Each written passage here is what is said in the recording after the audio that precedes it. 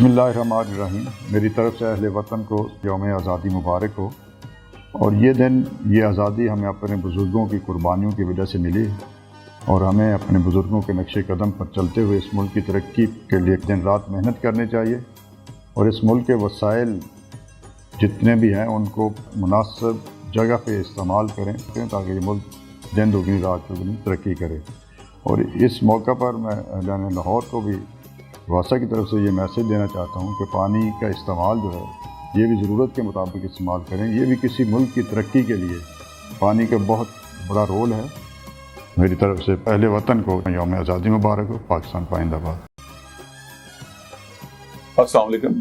اس آزادی کے موقع پر میں اپنے ہم وطنوں کو مبارکباد پیش کرتا ہوں اور اپنے بزرگوں کو ہمیں یاد رکھنا چاہیے، انہوں نے بے شمار قربانیاں دے کر اس ملک کو آزاد کرایا، اور ہم انشاءاللہ آج یہ عہد کرتے ہیں کہ پوری نیت کے ساتھ، ایفرٹ کے ساتھ محنت کریں گے اور ملک کو آگے لے کر چلیں گے۔